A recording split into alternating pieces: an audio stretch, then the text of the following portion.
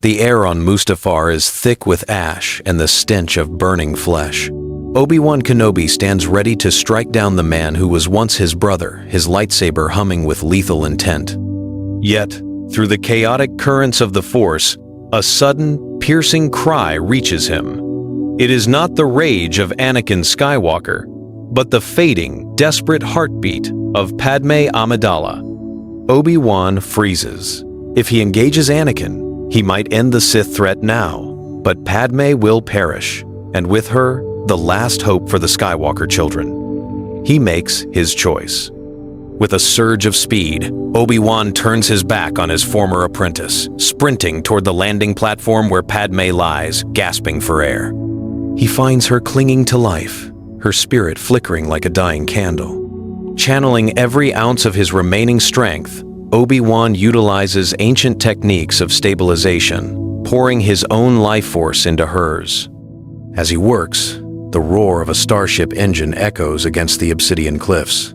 Anakin has abandoned the duel, sensing a greater disturbance. Obi-Wan gathers the unconscious senator into his arms, boarding her ship just as the dark shadow of Vader's craft descends. The Jedi Master punches the hyperdrive, escaping the hellscape of Mustafar. Behind them, the lava plains erupt in a display of unbridled, Sith-fueled rage. Anakin is alive. He is unrestrained, and he is now hunting for his wife, unaware that his greatest ally and his greatest enemy has just escaped his grasp. Obi-Wan looks at the flickering monitor as they enter hyperspace. He has saved the mother, but he has unleashed a monster upon the galaxy, who no longer has anything left to lose. The medical bay is silent, save for the hum of the life support machines. Padmé Amidala opens her eyes, her gaze sharp and devoid of the warmth that once defined her. Obi-Wan stands in the shadows, his face etched with exhaustion. He delivers the truth. Anakin is not dead.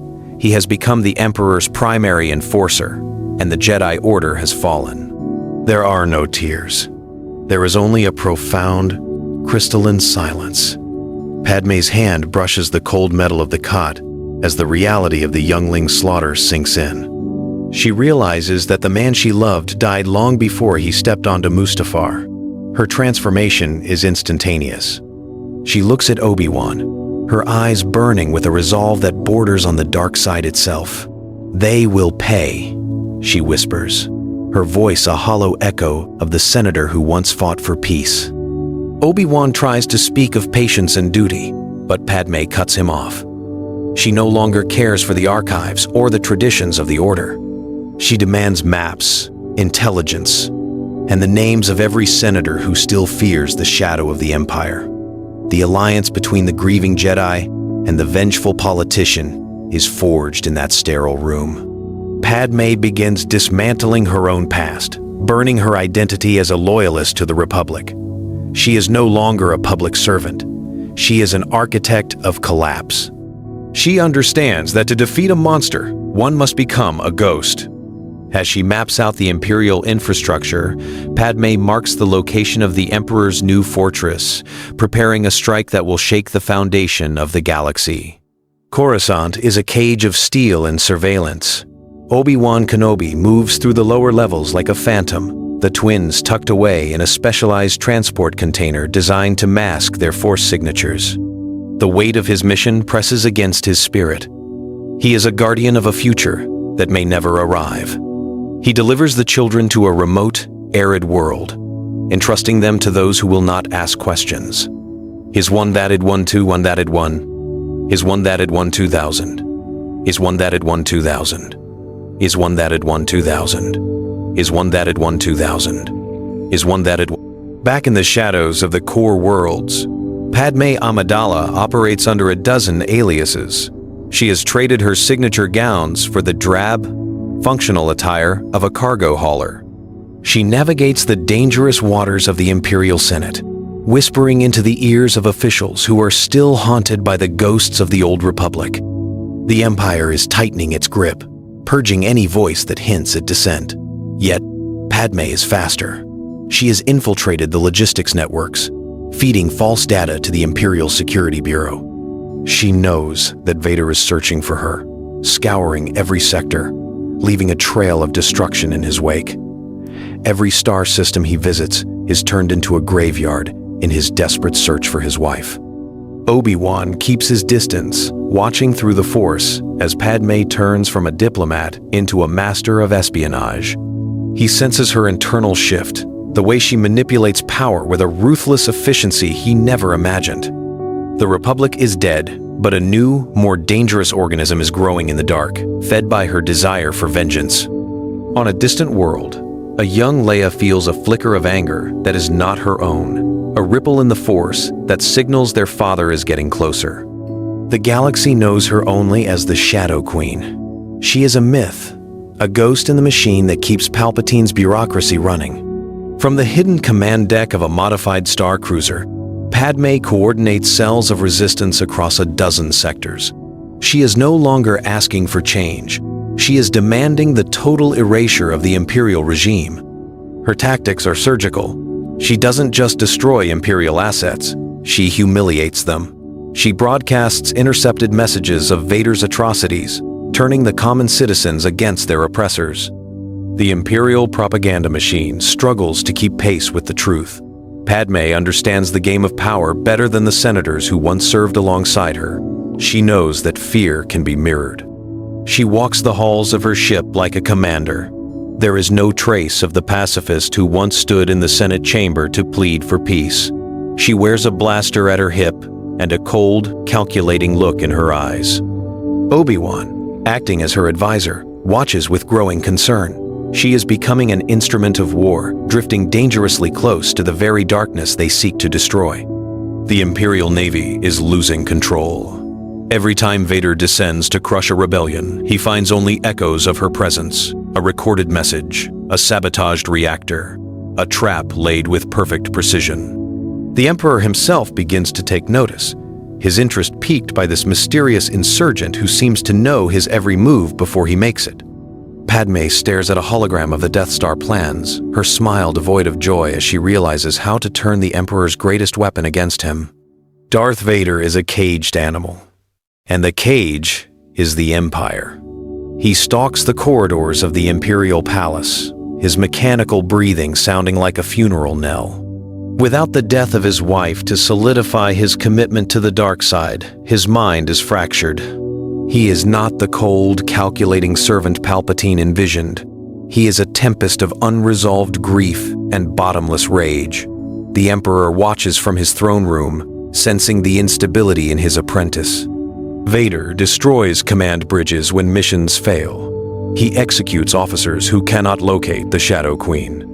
He is searching for a woman who has become a phantom, driven by the belief that she has been stolen from him by the Jedi.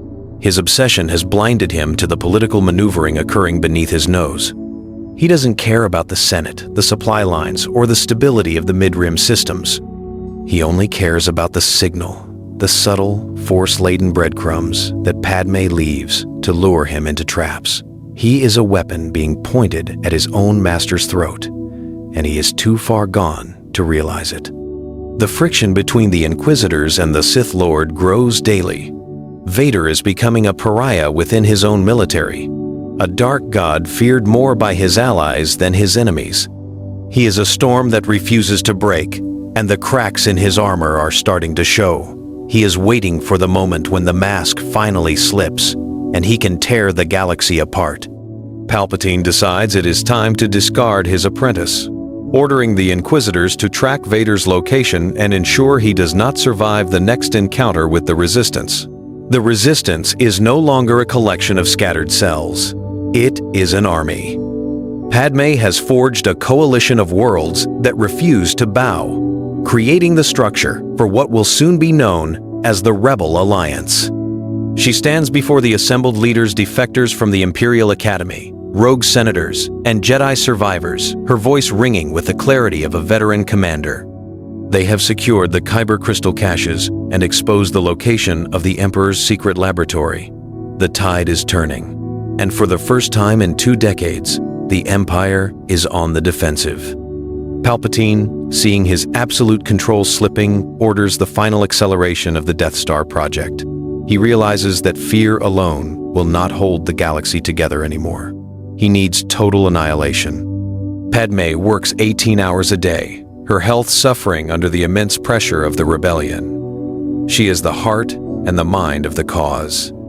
She coordinates the strikes on Imperial shipyards, knowing every blow she lands brings the Emperor closer to deploying his ultimate weapon. She is a woman on a razor's edge, aware that she is sacrificing her humanity to ensure that her children have a world left to inherit. Obi-Wan remains her shadow, serving as the bridge between the political rebellion and the hidden path of the Force. He sees the cost of her victory. She is burning her soul to fuel the fire of revolution. The galaxy is waking up, but the price for that awakening is being paid in blood and secrets. A fleet of Star Destroyers is spotted moving toward the hidden rebel base, and Padmé knows the final confrontation is no longer a matter of if, but when. The heart of the Empire is a fortress, but Padmé knows every secret passage from her days as a queen.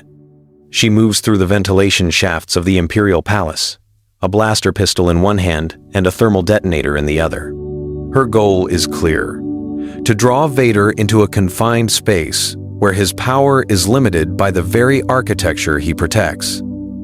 She triggers the alarm, forcing the security lockdown. She waits in the throne room, the chamber where the Republic once stood, now a graveyard of democracy. The doors hiss open. Darth Vader enters, his lightsaber already humming a dissonant, angry red. He stops dead as he sees her, the mask tilting in a gesture of disbelief. Padmé. His voice is a distorted, mechanical rumble that tears at the fabric of the room. She does not flinch. She points her weapon at him, her face a mask of iron. She speaks not of love, but of the slaughter on Coruscant, the lives he extinguished, and the father he destroyed. They clash. It is not a duel of masters, but a collision of two worlds. Vader holds back, his movements erratic, torn between the impulse to crush her and the desperate need to reclaim what he lost. Padmé is faster, more tactical. She uses the room's defenses to keep him at bay. The ceiling begins to buckle under the weight of their battle, the structure of the Imperial Palace groaning in agony as the two icons of the war finally collide. Vader strikes a fatal blow, but his lightsaber is stopped by the blue blade of Obi-Wan Kenobi, who leaps into the fray to save the woman he swore to protect. The throne room is crumbling. Obi-Wan Kenobi stands between the two people he failed most, his eyes locked on his former apprentice. The clash of blue against red illuminates the dust-choked air. Obi-Wan knows he cannot win this fight. He is aging, and the dark side flows through Vader like a torrent. He only needs to buy enough time for Padmé to escape. "Run, Padmé," he shouts, parrying a savage blow. Padmé hesitates, her gaze flickering to the man who was once her husband. In that moment of weakness, Vader strikes. Obi-Wan falls, his body broken by the power of the dark side. He looks up at Padmé one last time, a faint, sad smile on his face, before he vanishes into the Force. Padmé is alone. Vader approaches, his weapon lowered, his breathing labored. He reaches out a hand, a grotesque offer of peace, a return to a life that no longer exists. Padmé realizes then that the only way to end the nightmare is to destroy the connection completely. She pulls the detonator, rigged to the entire level of the palace.